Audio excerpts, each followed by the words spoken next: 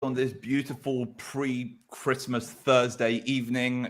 It's actually a pre-record, as you can see from the light behind me. But I just thought it's Christmas evening, Thursday, couple more days till we open the crackers, till we open our presents, till we're sitting in front of our Christmas trees, having a great time.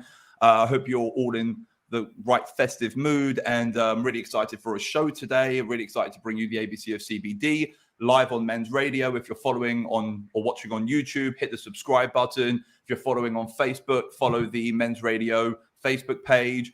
Thank you so much for joining us. It's episode 104 today, which is pretty incredible. It's been an amazing run with you guys. I think this is this is our third Christmas episode ever, so it's really excited to share that with you. Today we're joined by Jamie Bartley. They were joined by Jamie Bartley. Russ unfortunately can't be here due to COVID kicking his ass, so he sends you all a joyous Merry Christmas. He's really sorry he can't be here, just to send you guys all love before we break up for the new year. Before we move on with the show, let's play the ad, and then we've got a great show for you today.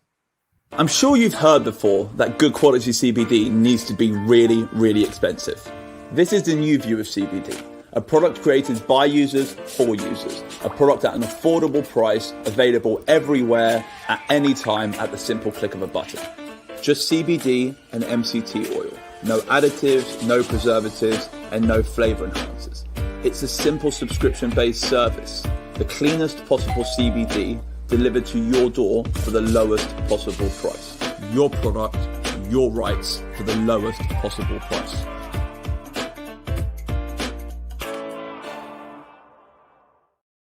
As Russ would say, ta-da! So thank you all for watching that advert 104 times. Anyone who's bored of it, I do apologize, but thank you so much for your constant support. So our topic for today is why a hemp plant should be our new choice for a Christmas tree. The incredible benefits of hemp in general. We're going to talk about carbon sequestration. We're going to talk about how hemp can theoretically save our planet. There's a big discussion at the moment. It's in a lot of the media about carbon credits and greenwashing and reducing carbon footprint and carbon sequestration. And it's this topic which seems to be taking more and more and more, call it, precedence in our current way of thinking. It's very important. I was actually having a conversation last week with a different company. They're an energy company actually, and what they've started doing as well on the side is a carbon sequestration project to balance out what they're the overproduction of carbon which they've got themselves into. And it's a big topic at the moment. Now, I don't know if any of you know, but there are about 8 to 10 million Christmas trees which are grown and sold in the UK every single year. So basically, I thought, let's have a little hybridized conversation. It's quite fun. There's 8 to 10 million trees which are grown and produced every single year for one day. Most of these trees are grown, harvested, sold, used, and then crammed in wheelie bins, left in the closest wooded area to your house, thrown on a bonfire, or just left to rot in the alleyway, which is next to cost cutters, which we all seem to see in the following weeks of Christmas. Wherever you go, you see this vast array of Christmas trees which have just been dumped everywhere. Now, I wanted to kind of make it a bit more of an interesting conversation. What could we do if we grew 8 to 10 million cannabis plants? So if 8 to 10 million cannabis sativa L plants were grown every single year in the UK, and as opposed to having a Christmas fern, we decided to have a Christmas cannabis plant in our living rooms, which we decorated and which we then could potentially recycle afterwards. What would be the benefits of that? Now, I want to bring Jamie in. Jamie, how does it take to grow a hemp plant? Generally, it's about 4 to 5 months, depending on the cultivar, the variety, Ollie. So theoretically, you could start growing a hemp plant in June, July, August, and it will be ready for Christmas time. Yeah, I mean, I don't mean to burst a bubble here, but one of the slight issues with if you're going to grow it in the fields is that the hemp, when it goes through its growth cycle, it produces its flowers and its pollen, and it pollinates those flowers, and then it sets the seed. And then as it goes through, it's similar to if people are growing sunflowers, for instance, in their garden. And then as the sunflower goes through its growth cycle, it will get to the stage when seeds develop, and in essence it dies off. And then that's when it would drop those seeds to then self-set the seeds for the following season. And hemp does exactly the same. So if we were to grow it in a field, we would be able to harvest it, but only up until the point of probably the latest that hemp would really start turning and stop looking like it does behind me in this photo, and start turning to a far more sort of rotted plant that people probably aren't going to necessarily want in their houses during Christmas, is sort of November to December. I mean, why you got to do that? I mean, we're 5 minutes into the episode. You couldn't destroy the entire concept at the end. You have to do it right at the beginning. Come on, Jamie. We're trying to do a show here. I know, there's always solutions. There's always solutions. Always solutions. So sustainable cultivation using aeroponic systems, for instance, renewable energy powered aeroponic systems could absolutely get around that issue. And you could then have the number of Christmas trees that are required, but cultivated in a controlled environment, but sustainably. So, I mean, one of the issues with the production of medicinal cannabis, for instance, when it's done inside in high intense environments, high intense lights, etc., lots of pumping, lots of energy intensive equipment, is that it actually emits so much carbon dioxide during that process. So it's about 4.7 tons per kilogram of medicinal cannabis flowers produced. So that's a massive amount of emissions because of the electricity and everything you're using. Absolutely. So because of the fossil fuels which you use to create a product for medicinal purposes, which could theoretically be grown outside if you were to create the right external greenhouse environment or something. Yeah, absolutely. So I mean, there's ways of doing it very sustainably using solar power, for instance, that kind of thing, and that would ensure that you're doing it without emitting carbon emissions for your energy production, but it still would allow you to achieve the Christmas tree replacement alternative. I'm just looking behind you at the picture. I'm thinking how beautiful. Like I'm Jewish, so I would put Star of David on top of my tree, not a Christmas star. But I'm thinking how beautiful would that Star of David look, or like on the pinnacles of the tree behind? I think it would be quite cool. It's also the fact that I've been doing other research. I've been doing a lot of research into Christmas trees. All right, so the average Christmas tree takes about 6 to 10 years to grow. The average Christmas tree over that 6 to 10 year life cycle will consume about 6,000 liters of water. All right. So then you've also got to get water to these areas, et cetera, et cetera. Now, I was literally just thinking, like the amount of trees which we do grow in the UK is substantial. The fact that there are 10 million Christmas trees grown in the UK every single year by the BCTGA, which is the British Christmas Tree Growers Association. All right. So like they actually have like a real organization around this. And they will, like I said, grow and sell 8 to 10 million Christmas trees a year using 6,000 liters of water a tree, which ends up being something like 6 trillion. Yeah, 6 trillion liters of water, or 60 trillion liters of water. But either way, it's an unsubstantiated figure, which is actually insane when you think about it. And then what happens is all of these trees are wasted. So like no one keeps their Christmas. Actually, my girlfriend's parents, God bless their souls, they actually bought a tree a couple of years ago, and they've been kept it in a pot, and they've kept on growing it. So every year, they reuse the same tree. Most people don't do that. It's a real, call it consumer culture, where they buy it, they use it for their week, and then they throw it away. And you think about the amount of energy, the amount of effort, the amount of time which goes into creating this tree, which then doesn't do anything else. Like in my mind, I'm thinking theoretically, in theory, like I'm sure it sequesters carbon, but definitely doesn't sequester half as much carbon as hemp. I'm sure that there are potential uses for it. So if they were to recycle fern trees, Christmas trees, I'm sure that there are things they can do with them, but it doesn't happen. And it just in my mind, I'm thinking, how cool would it be? All right, if you could grow 8 to 10 million hemp plants, all right, sequester X amount of carbon, then take these hemp plants, put them up in people's houses, put ribbons and stuff all the way around them, and the tinsel and all that stuff, and all the lights that make them look super pretty, like even more pretty than they already are. And then you could theoretically have this, you call it this beneficial, all right, this beneficial carbon sequestration, this beneficial cleaning of soil, this beneficial, recycling of the trees once they're done or something, which then actually adds to our, adds to benefiting us. Do you know what I mean? Because if you think about the sheer number, it's mainly the number which kind of got me onto this topic. 8 to 10 million plants. I mean, Jamie, what could you do with 8 to 10 million cannabis sativa L plants? Like the list is insane. Talking about like the medicine, the textiles, the industrial materials, the building materials, the, like you call it, biofuel replacement materials, source of food, source of protein, the list is endless, source of medicine. But I mean, like you as you call it hemp specialist, if I turn around to you and said, all right, Jamie, this Christmas, I'm going to make your dreams come true. You've got 8 million plants to play with. I mean, like, look at that smile. Tell us what you would do, from your perspective, and tell us how beneficial that would actually be for the UK. Well, I mean, 8 to 10 million plants sounds a lot, but when we start looking at actual industrial applications and volumes, it's not a huge amount. So 200, to give you a comparison, 240 acres grown in a field will produce around 255 million plants. Okay, based fine. on 240 acres. That's from our research cultivations we've undertaken. So, I mean, you've got a considerable volume there, but then when you put it in comparable acres, it's not that. It's actually not that much. So, what I'd suggest probably one of a good value routes for that biomass would be potential production of biochar using pyrolysis. And pyrolysis is a thermal treatment technology that, in essence, heats up any biogenic carbon matter, so any organic carbon materials, and it heats them up to, well, between 850, 950 degrees Celsius. And during that process, it does it in a zero oxygen environment, so it doesn't emit any carbon dioxide, but it produces a syngas and it produces a biochar, which is in essence almost like a charcoal type material.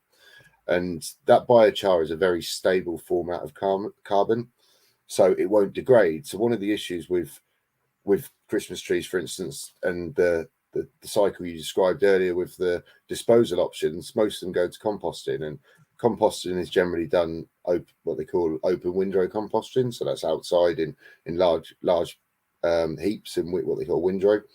And then that compost, during the organic process and the microbiological breakdown of the organic fraction, you release a lot of carbon dioxide. So you're releasing a lot of that carbon dioxide back into the atmosphere. So there is a compost as a beneficial product at the end of it, but it's released a huge amount of carbon dioxide. It's almost like all of the good it's done over its growth process is almost being reversed because of the way it's been, we could call it, disposed of. It's like, so even if there is a positive, it's automatically takes a few steps back because of just what people do with their trees. So, I mean, when we look at sort of carbon molecules they're in essence a long chain of carbon molecules made up of, as it suggests, carbon molecules to different carbon lengths. But then when you stabilize that carbon through pyrolysis to produce biochar, you produce a very stable form of carbon in a ring. And that ring format of the carbon means that it doesn't easily degrade in the environment, and therefore it doesn't get released as carbon dioxide. It also has lots of other benefits when it's incorporated either with compost or as a soil improver, because it's very absorbent for micro and macronutrients, and it releases those slowly, and it also helps the soil retain far more water retention.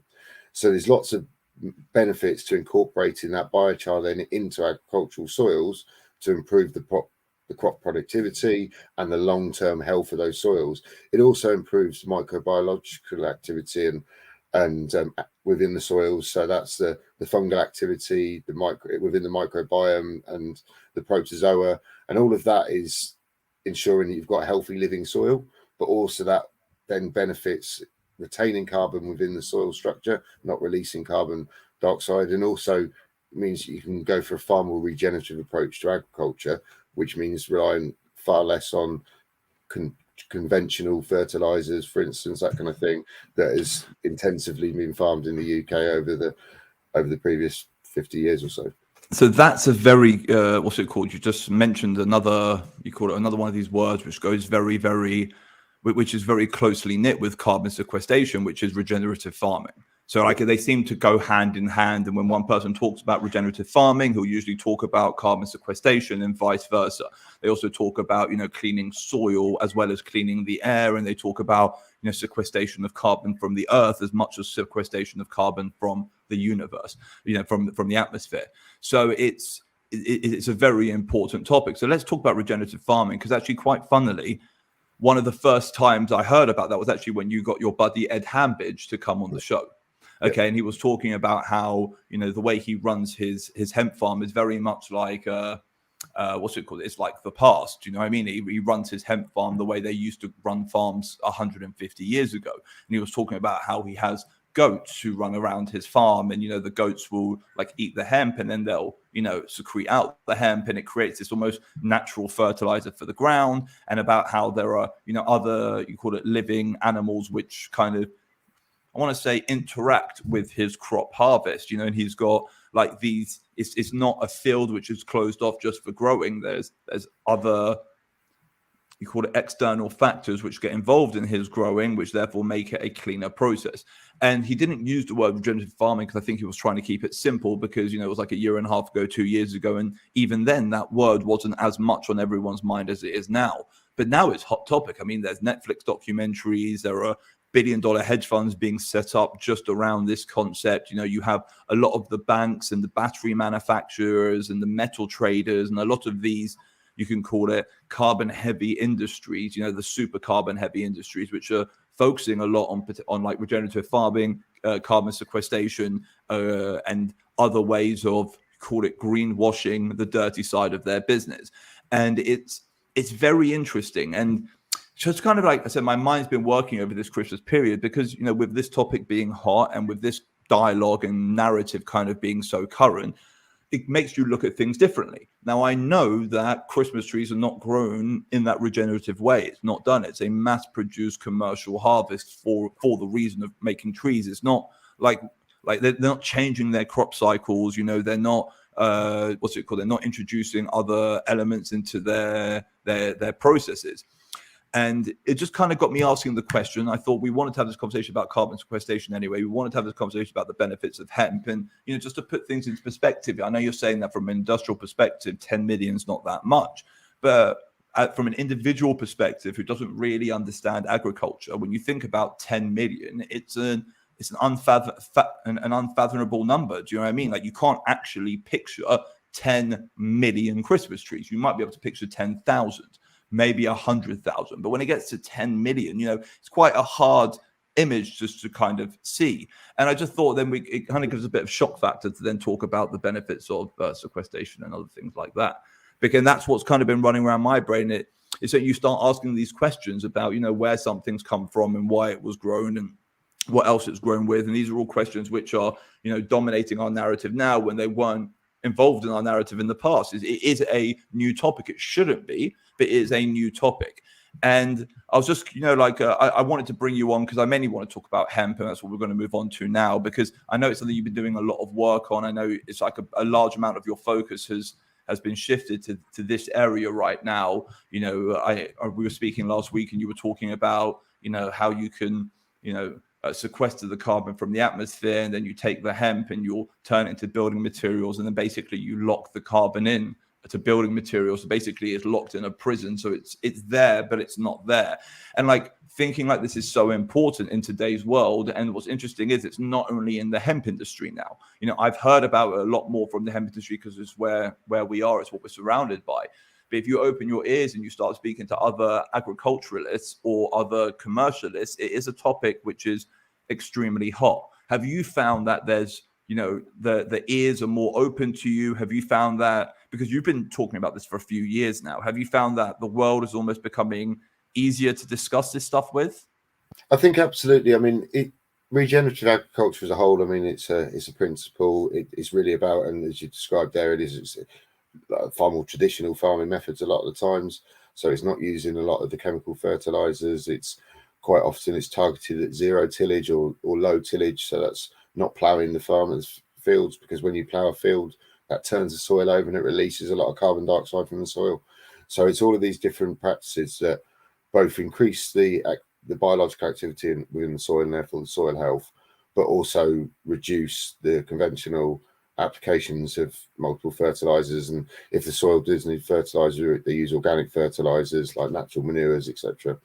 And I mean, I think it's something that is far more aware. The awareness is increasing. I mean, events like Groundswell, which is an agricultural sort of regenerative focused event, that was a really good turnout, and it's sort of doubling year on year the sort of number of attendants and both people exhibiting and people attending. So I think that shows us an awareness. And also there's been quite a few good reports that have come out over the last couple of years that have really focused in on soil health globally and the impact that can have then on food provision and food security globally as well.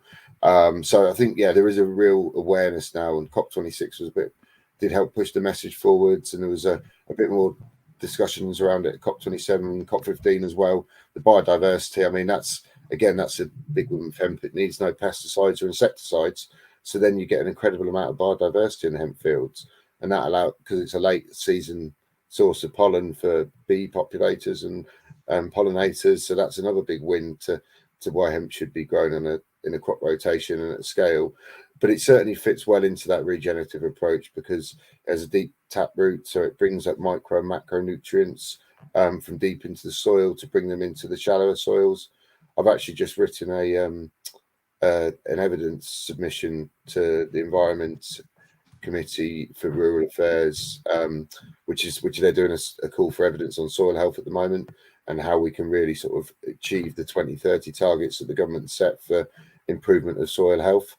Tell us a bit about that. So, no, because I didn't know you did this. So, tell us a bit about this report you've written, and why you decided to write it, and why you decided to take it upon yourself.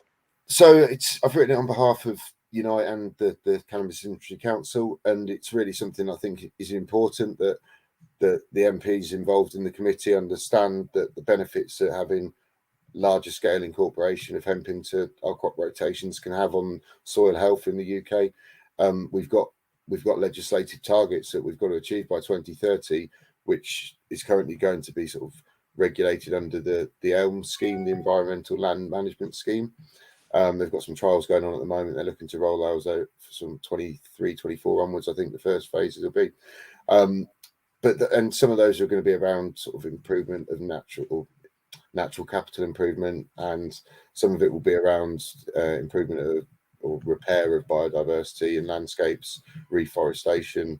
But I'm trying to ensure that when they're considering these types of programs, that they understand all the data that we've derived from our 3 years of cultivation trials, so to make sure that they really do understand the benefits that then by incorporating hemp in a large scale in crop rotations both give the agricultural elements and sectors, the soil health mainly is a massive win, but also then decarbonising the multiple sectors that we can go and utilise that hemp biomass in as a feedstock to produce the insulation or the biocomposites or the green hydrogen or the bioethanol. So I think it's something that I believe heavily in and strongly in, and so unless we put that information forward when we get these opportunities, it's never going to get heard, and therefore it won't get listened to and potentially acted upon. See, there are a lot of people talking about these concepts, all right? So these concepts of carbon sequestration, cleaning soil health. There are a lot of people talking about these concepts. Very few people are talking about hemp. So it's like a lot of the conversations I have, I'll tune in about carbon sequestration, using plants. What plants? And I'll just always ask that question. And it's very, very rare, if ever, that anyone ever talks about hemp. It's almost like there's two walls. There's number one wall, which is this, cleaning the world wall, all right, which it seems to be a brick wall in front of us, which the large corporations don't want to help us knock down. And you've got individuals out there trying to push this narrative of, we don't have that much time left. We have to clean, we have to clean our world. We have to clean our soil.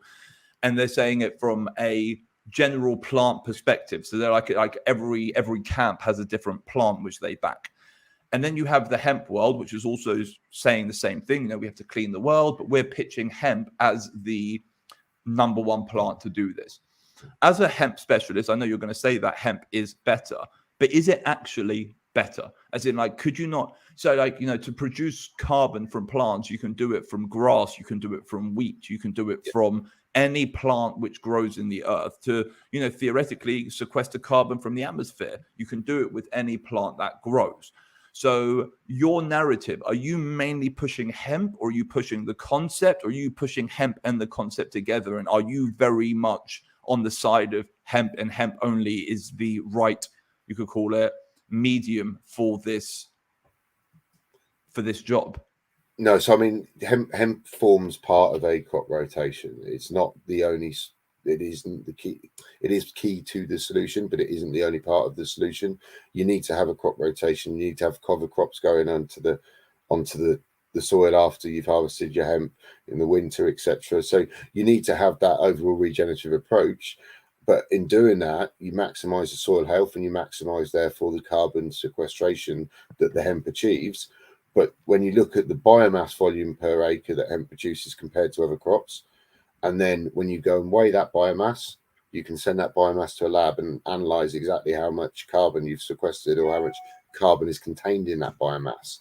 And then you think of a 4-meter hemp crop like the one behind me compared to a foot-high wheat crop or a foot and a half high wheat crop, and the volume of biomass in the wheat straw compared to the volume of biomass in the hemp straw, suddenly your acre of hemp's got way more carbon just in the biomass than the wheat or the other crops. And then when you look at it compared to trees, because of the speed that hemp grows, it outperforms trees massively with regards to how much biomass it will produce in a short period of time, and therefore how much carbon it will sequester in that period of growth. So if you compare even a short rotation coppice like a willow or a miscanthus, you can do the comparisons in 4 months, and hemp will sequester far more carbon in that 4 months.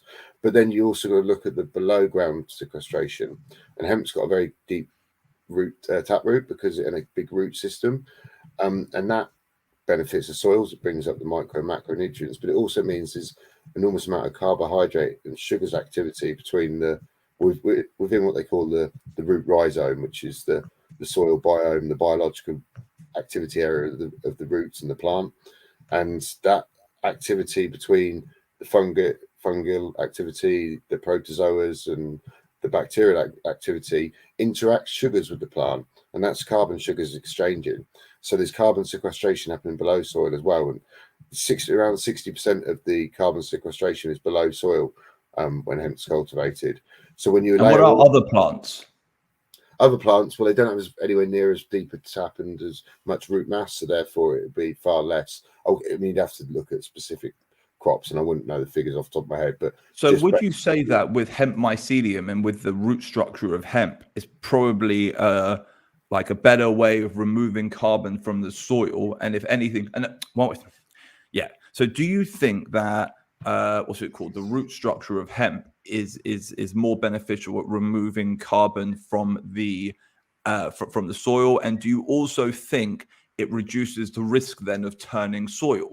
Because if it's sucking up more than you're removing the plants, does that mean that the like the carbon which would theoretically be released from turning soil is being encapsulated within the plant, therefore it's safer to turn soil? Or am I just jumping?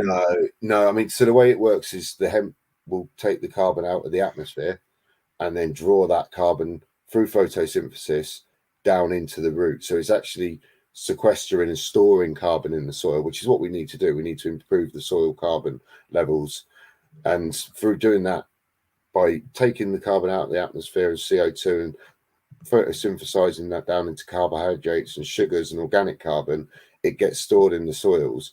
So then that's why it goes back to the practices that are used on that soil. If you have a regenerative approach, you're maintaining all of that carbon within the soil because you're not turning that soil over. But if you go and plow at 600 millimeters, you're going to turn over all of that top 600 mil of soil and potentially release a lot of that carbon, because it's organic carbon. It's not stable carbon, so it will be released as carbon dioxide again. So the plants do benefit the soil structure, but it is back down to the approaches that are used on the cultivation on those fields for the crop rotations. So one thing I don't understand, and I'm sorry about this because this is all about learning. I want the audience to learn as well. And sorry if I keep on going back and forth. So you want to improve soil levels of carbon levels in soil. You said you want to improve that. Why? Because if we're removing the carbon dioxide and storing it in the soil, we are removing carbon dioxide from the atmosphere, which is key to the whole carbon cycle. So there's too much carbon dioxide being emitted, and there has been too much emitted, and therefore we've got a massive carbon dioxide that is far too great in the atmosphere, and it's going to continue to get emitted until we have an improvement in reduction in renewable energy production and the conversion away from petrochemical based products. That carbon will continually be emitted into the atmosphere through the carbon cycle. So that's why we need to take the carbon dioxide from the atmosphere and store it into the soil, and then it eventually breaks down into more stable carbon too. So you've got a more stable carbon that will produce during the humus and soil buildup. But it's ensuring that we get the carbon dioxide out of the atmosphere and then store it in the soil. And there's also benefits to why we want to increase soil carbon. It improves the soil, health, improves the crop yields, but it also, every 1% of soil organic matter, which is a percentage of carbon, every 1% of soil organic matter we improve means a hectare of land can store an extra 28,000 gallons of water.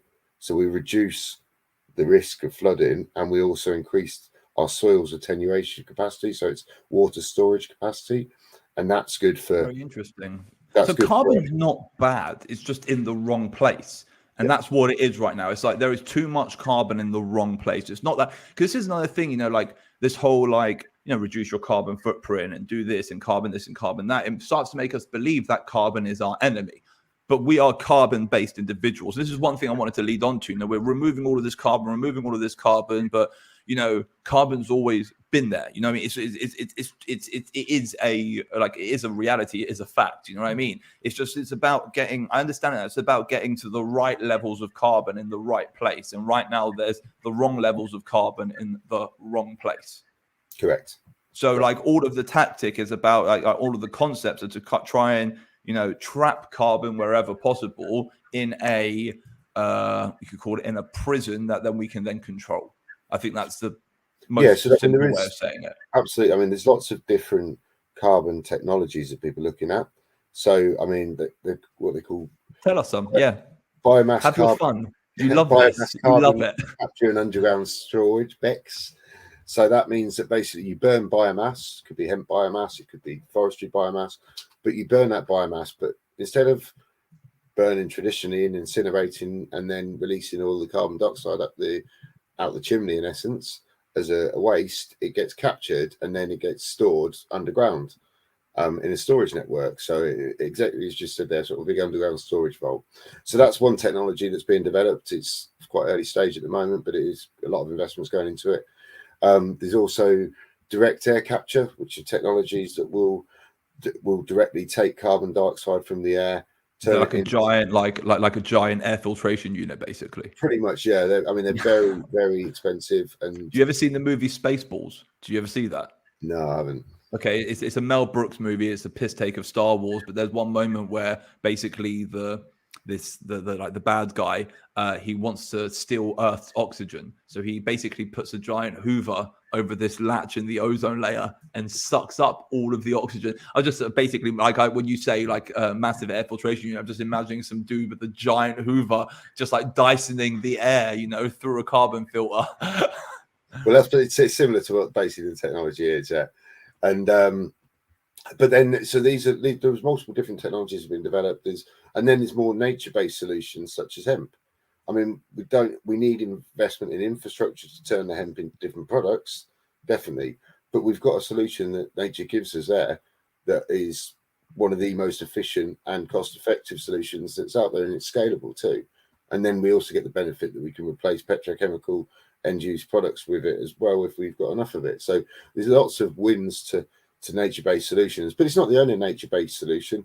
There's enhanced rock weathering, which is also another sort of technology that's been rolled out and that basically takes sort of calcareous limestone type rock and it weathers it to ultimately absorb carbon out of the atmosphere, carbon dioxide.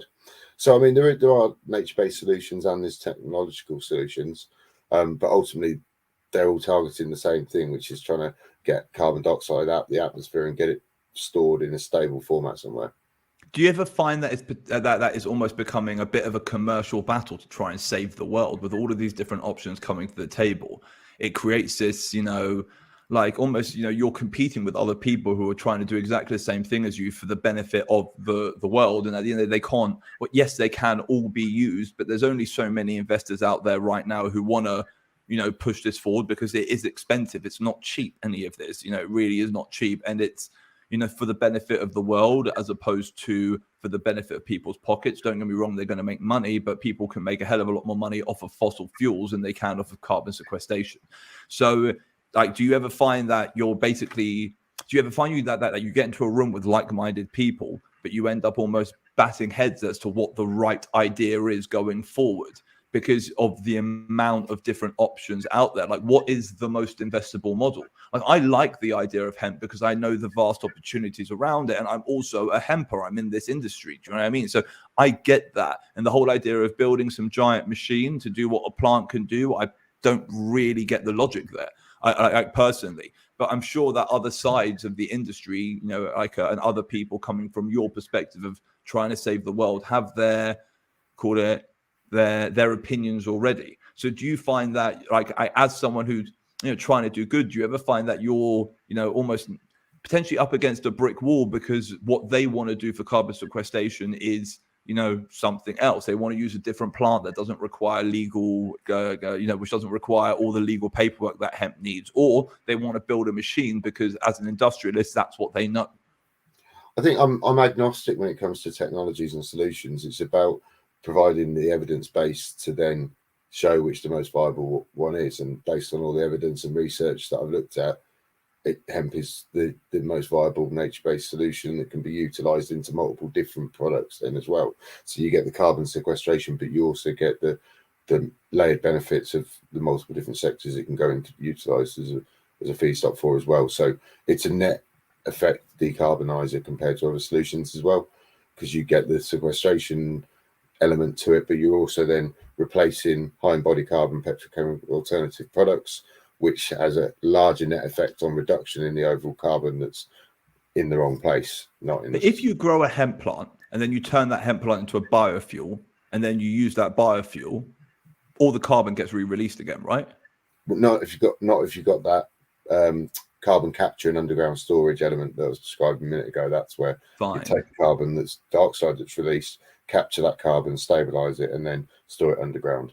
So kind of like whatever process people use to capture the carbon, eventually everyone's going to be storing their carbon underground, or be storing it in brickwork, or be storing it in something which is, you know, a industrial material, right? That's like that's what's kind of going to end up happening, because it seems that everything seems to lead to storage. Like all roads lead to storage. It's just about how you get it into storage, right? Yeah, and it's permanence of that storage as well. That's the key element when you look at carbon. So, for instance, if we talk about biomass in its normal format like that, that's not that stable a format of carbon. And potentially, if we use the insulation in a house, then we do a life cycle analysis, and they'll value the building for say 50 years, 30 years, 50 years, something like that. But then you can only really guarantee the storage of that carbon for 30 or 50 years. So it's not got that provenance. Whereas when you've got a stable carbon like biochar, that's stable for 1,000 years plus. So you've got that long-term provenance. And then if you use that biochar in a building product, it doesn't matter that the building lifespan is only 50 years, because the biochar has got 100-year permanence, so 1,000-year plus permanence on the stabilized carbon. So even if the building product got crushed, left in the environment, etc., the carbon wouldn't be released and wouldn't therefore be released back into the CO2. So it's about permanence of storage of where the carbon is, as well as stability of the carbon, which will really drive the value. And when you then look at the voluntary carbon markets and carbon credits, you'll see the value will be driven by the permanence and the stability of the carbon and the transparency of the overall process and registry that's been used and the validation of the data. But all of those will lead into the higher value carbon credits for companies that are looking to offset their group 1, 2, and 3 emissions, because they can't decarbonize their own overall process anymore than they already have. That entire industry has gone absolutely mental. That whole carbon credit trading and stuff like that. I mean, it's just on another. It really is on another level. You know, you've got all these billionaire companies basically buying the ability to basically create more pollution.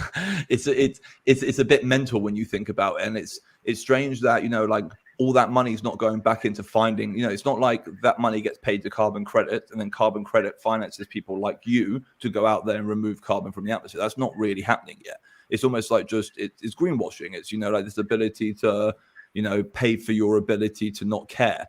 And, you know, like it is a problem. It's a big, big, big problem. Everyone thinks that these carbon credits is like, you know, this is our savior. But in reality, it's just a way of the rich paying for their ability to not have to deal with the problem, you know, and it's almost like, you know, it's paying for the babysitter for a few more hours. You don't have to actually look after your own freaking kids. That's kind of the situation we're in right now. And you got people just, you know, like paying to be able to ignore it, you know. And do you find that like more attention is kind of going towards the cover up than going towards the cure?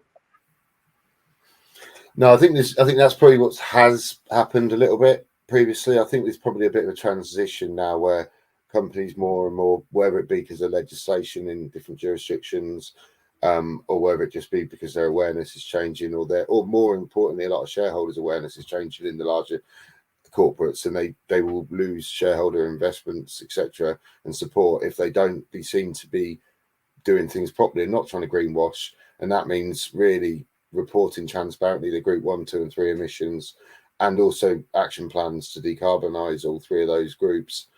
And then only then, once they've achieved all of those on their milestones and action plans, do they then go and look to potentially offset through further emissions on the voluntary carbon markets. But I think I think the general public are far more aware of companies trying to greenwash, and therefore that is forcing boards and shareholders, etc., to really assess and transparently produce reports and therefore also action plans. Fine, I understand that. I want to go back a little bit because I think we kind of crossed over this, and I just want to ask another question. Do all plants which are used to sequester carbon need to go through refining in order to trap the carbon? Yes, if you talk about the above ground biomass, they've all got organic carbon in them, in the above ground biomass, but that will all be fairly unstable carbon unless it was stabilized in some format. And like, so I've got a question in my head. I just want to see if I can get it out right. So, you know, you've got these hemp plants, they're growing, need to be planted every single year. So every single year, there's X amount of carbon being removed from the atmosphere. And then let's say you've got Christmas trees, all right, which are grown every 6 to 10 years. So every 6 to 10 years, you have X amount being removed from the atmosphere. Now, let's say both these plants go off to, get refined. Will more carbon come out of the plant that's been growing for 10 years than the plant that's been growing for 4 months? Do you understand what I'm trying to say? Because I'm just trying to get my head around, because that's one thing which we crossed over, because I understand that things like everything needs to get refined, and then the carbon needs to get trapped or brought to a stable point, and it needs to kind of be caged and then, you know, imprisoned, etc. And I understand that all plants will need to go through that process for that carbon to be, you know, contained.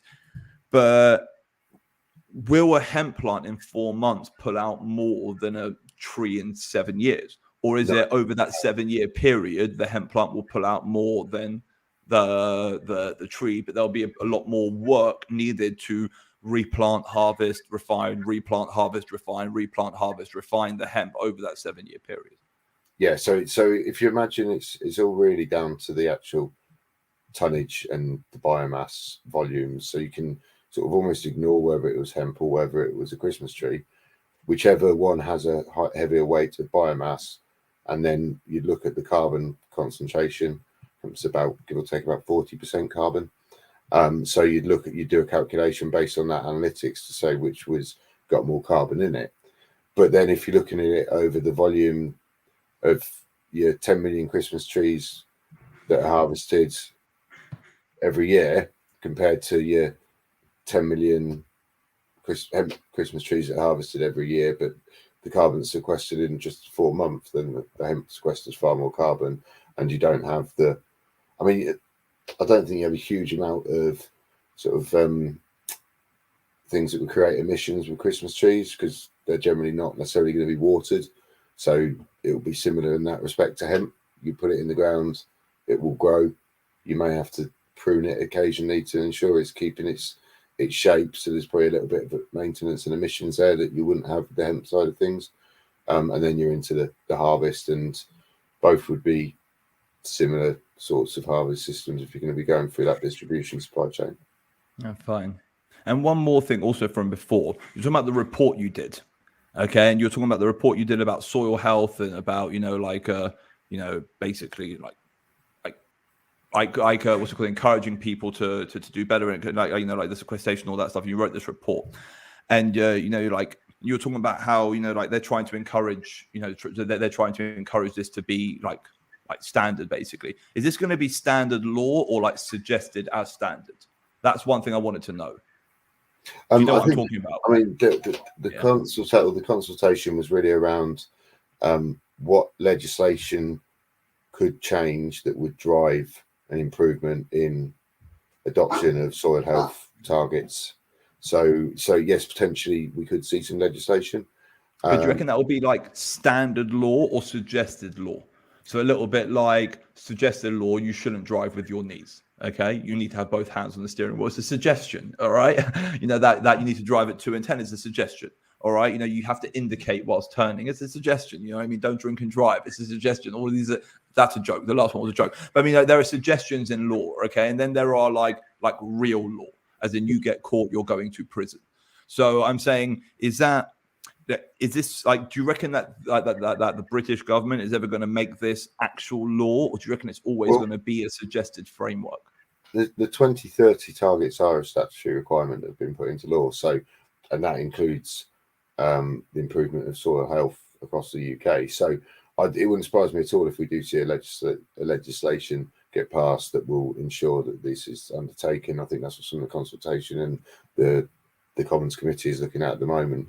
Is what pieces are those that would really drive an adoption in change, because ultimately they need to get people all on board with this, but they need to also make it sure it's actually viable to be done.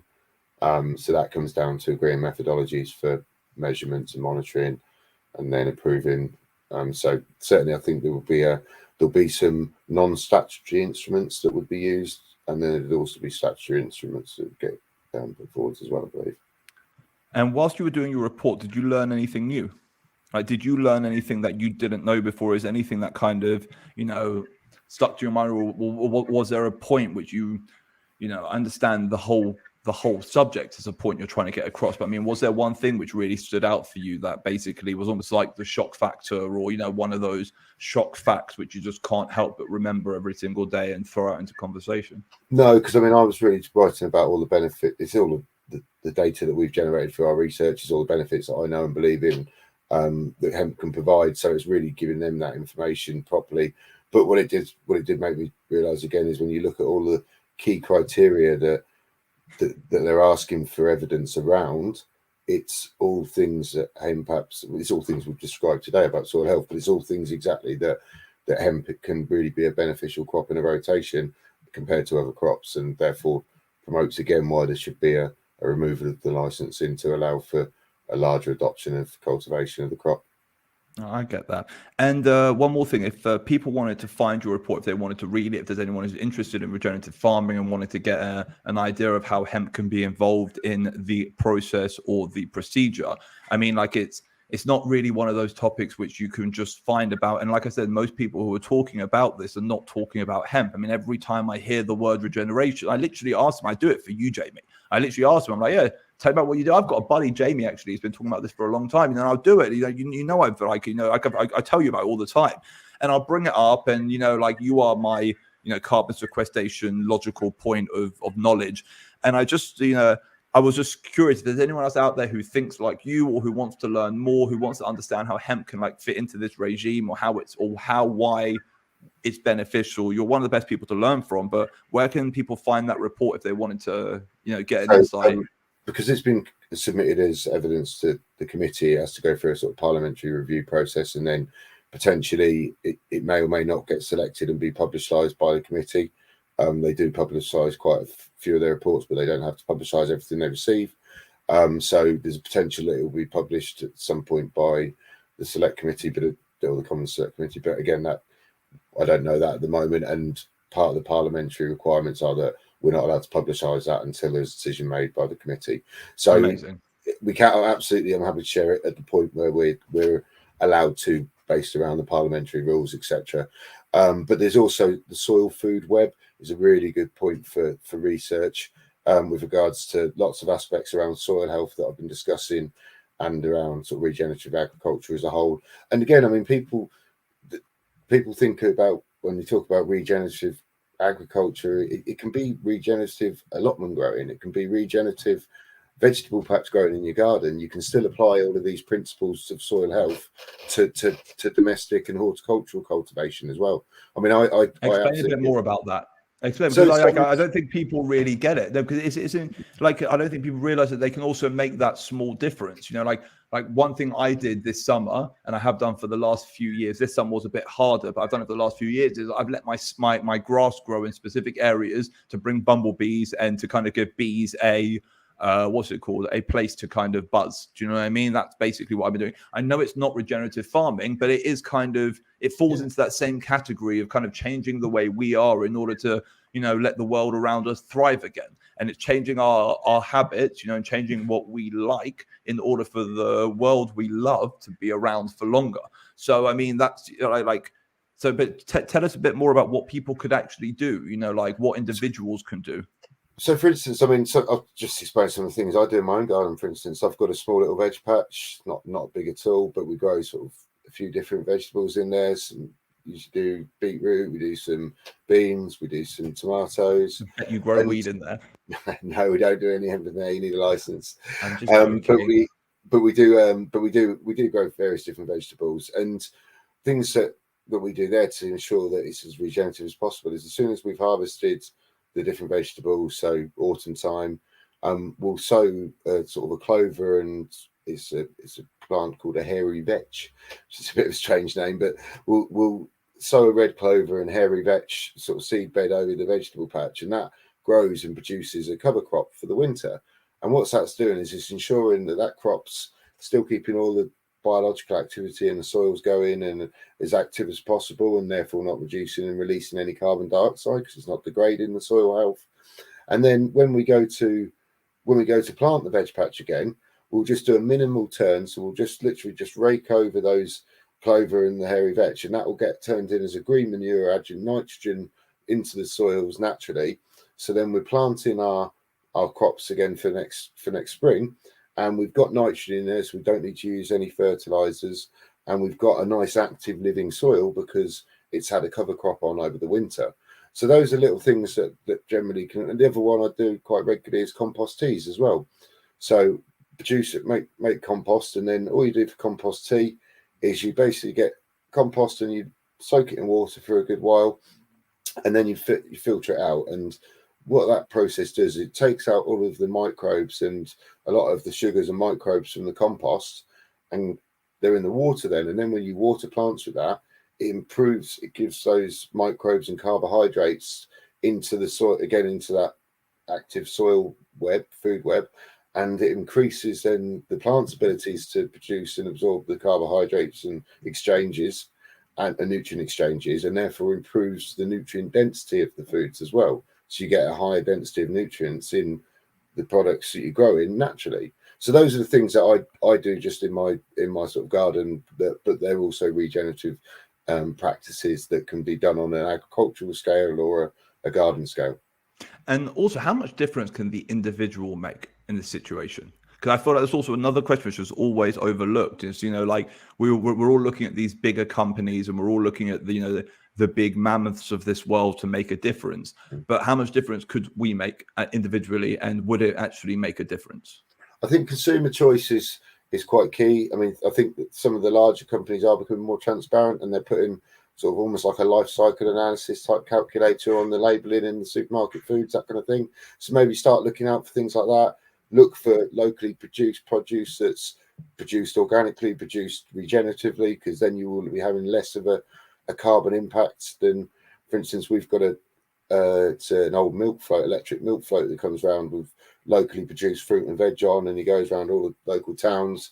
And some purchasing your fruit and veg from somewhere like that than going into the supermarket and getting asparagus from Chile or getting globally imported products, which we absolutely will be getting in the supermarket shelves at this time of the year, other than the traditional root vegetables that we would have stored from this year's harvest. So it's about probably looking at what you consume and where it's produced. That's a big impact. So just looking at the label of country of origin on anything in the supermarket, and if it's the other side of the world, it's probably going to have a fairly big carbon emission and carbon footprint compared to something that's produced locally in the UK. So looking at where food's sourced from and where products in the whole are sourced from, that's probably a big part of it. Looking at insulating houses and fitting renewable energy, solar panels, PV panels, heat batteries, heat pumps, air source heat pumps. They're all things that people can be either looking for funding for. If they're universal credit or any benefits, they can get funding through what they call the eco scheme, so the off-gem eco scheme. So go to your energy company and ask them about the eco scheme and see if you can get funding for that. And that then, by fitting energy efficiency measures like insulation, external wall insulation, roof insulation, or upgraded central heating systems, smart thermostats, all of those reduce your energy emissions and reduce how much energy is needed to heat your home, and also therefore your carbon footprint. The Eco Plus scheme that's starting next year in April as well, which will be for people that don't currently qualify for the eco scheme. So there's government funding there for these things, and it's certainly worth exploring. And again, I mean, people can reach out to us at Unite. We do operate under the off-gem eco scheme. We install those measures, and longer term, we're looking for that to be our hemp insulation products that we're installing. But certainly look for funding first. If you can't qualify for funding, there's green finance deals available now, which you can offset, and potentially all of that is a big impact that individuals can have themselves as well.